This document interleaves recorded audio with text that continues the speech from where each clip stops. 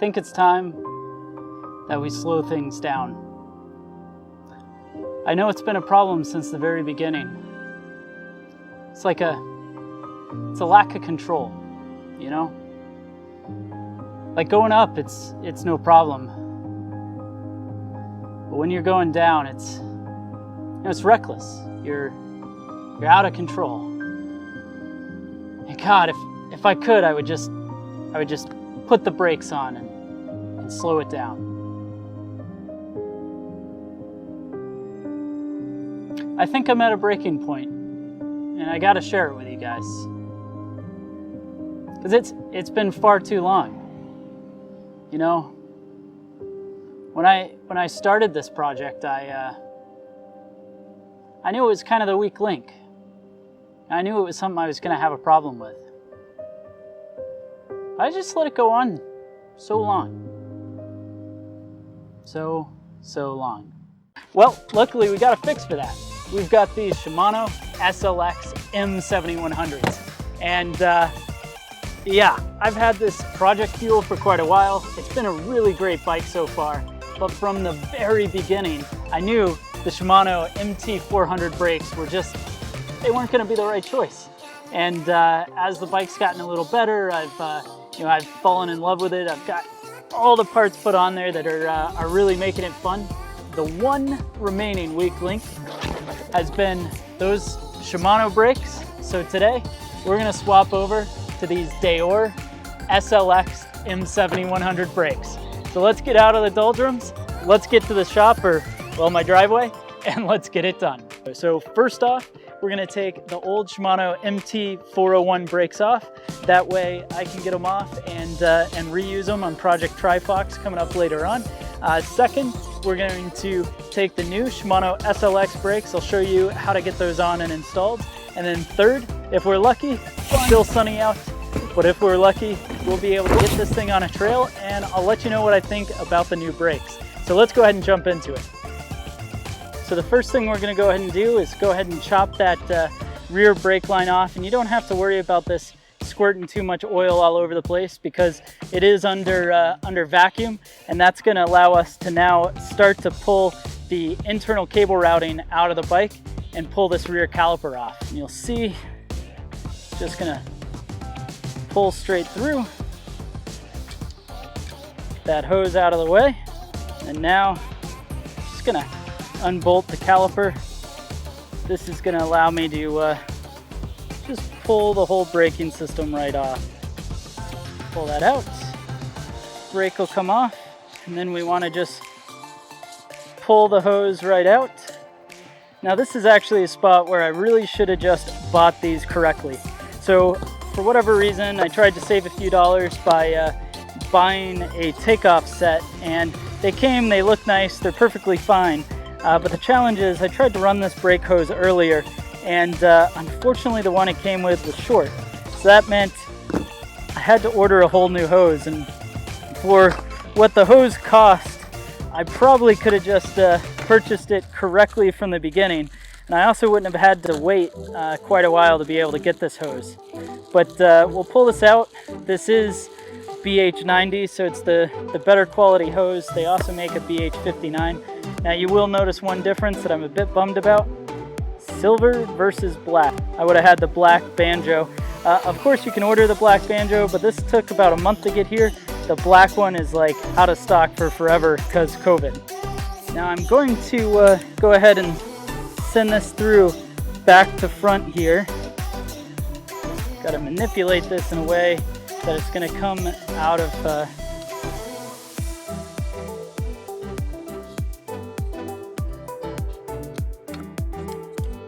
whew, there we go.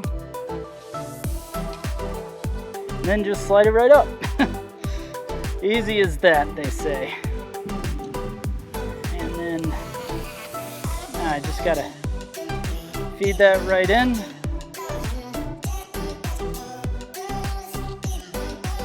And now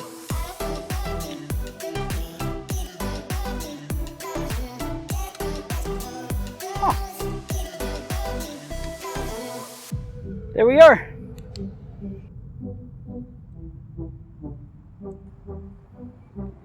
Actually, I think I liked it going a little more straight out here.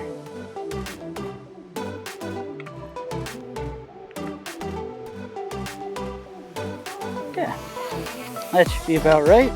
Put that in.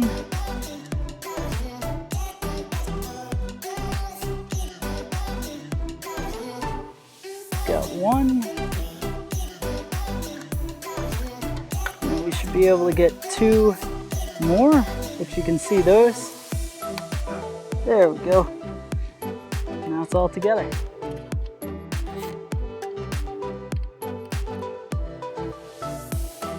Once we're up to the lever here, we can start to take off things like the grips, the brake coming undone. And then lastly, I think this part's going to be pretty fun. So right now we've got a clamp style mount for the shifter, but the new brakes, they have what's called an I-spec mount. So if you take a look there, it's got a spot where you can actually mount the shifter using the clamp. Take the top screw. And now here we've got the I-spec adapter. So this should mount just like that. So we can get that started.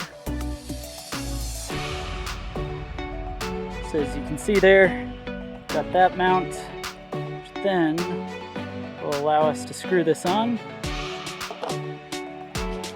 And I'll adjust everything up to feel right later, but we'll get everything mounted for right now. So from here, let's just go ahead,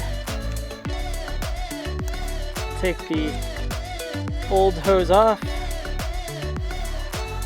far enough, in which case I think we're going to cut right about there. We're going to take our olive, slide that on, then going to take our barb, start to slide that in. There we go. Make sure the barb goes in, or the olive goes in as well.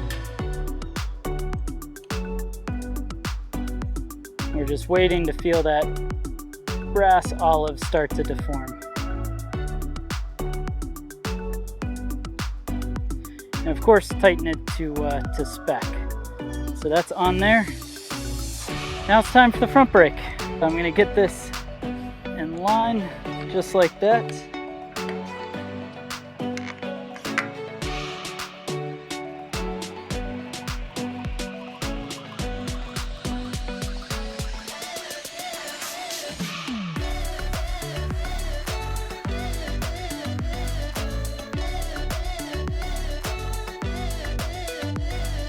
Now we're just going to tap on the lever, make sure everything feels right.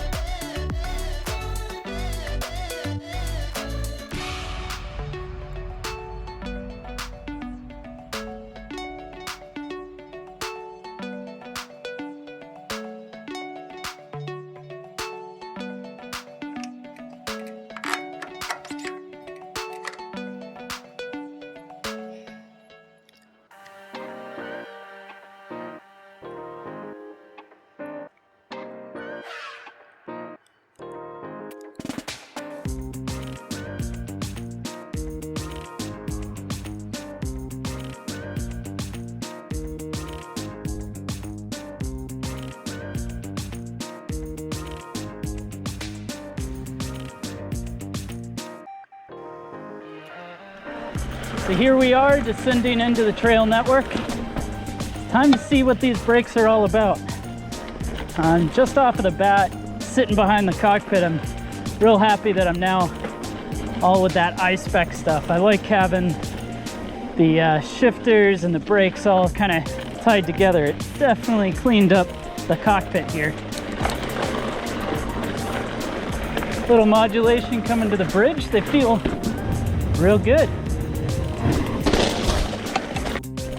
Now with some clear path here, I'm gonna do a bit of bedding in, which is where you grab the brakes, draw down the speed, get going again, and draw down the speed without coming to a complete stop. we'll do that a few dozen more times just to get these bedded in, because what you're trying to do is transfer pad material to the rotors. Luckily, these are the same pad compound as the old rotors, or old brakes I should say, so we're not going to have any issues with noise or stuff like that.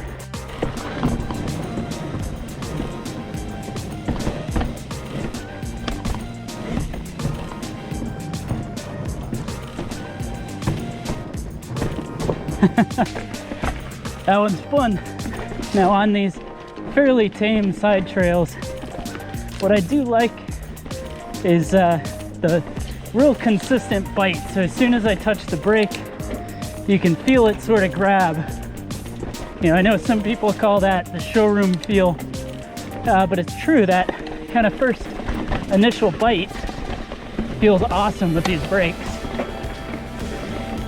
Now today I'm not gonna be able to go fast enough to test how they do for heat and stuff like that, but I have no doubt.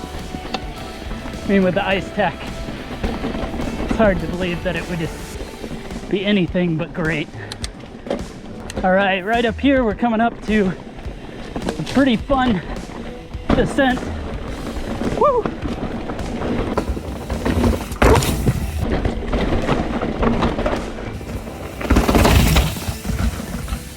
Oh God, those feel so much better. So much so that my Garmin mount loosened up. Overall, I gotta say, I really like the feel of these brakes. I mean, I've had Shimano XT brakes in the past, so I figured these would more or less feel identical, and more or less they do. I miss on the lever blade. On an XT, it would have some dimpling, which gives a little more feel to where you are on the brake. These are just plain, but you know, small gripe. Well, there we go, guys. Thanks so much for watching this video on installing the Shimano SLX 7100 brakes.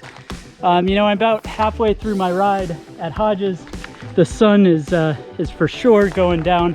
So I figure it's time to turn off the camera, get the miles done with the pup, and get out of here. But nonetheless, I really enjoyed installing these brakes. I think they came out looking awesome. They feel really nice. The only complaints to begin with is just that lever, like I talked about. They do have reach adjust. There is no free stroke, but for me at least, you know, they feel really nice in the hand. And going to iSpec, having both the one-up lever and the SLX shifter all tucked in with only a single clamp really makes the look of the bike, man. Well, anyways, thanks so much for watching this James the Bike Guy. Don't forget to hit the thumbs up button. It lets me know that you enjoyed the video. While you're at it, hit that subscribe button. That way you can see more videos like this, product reviews, installs, all sorts of things into the future, and get out there and ride your bike.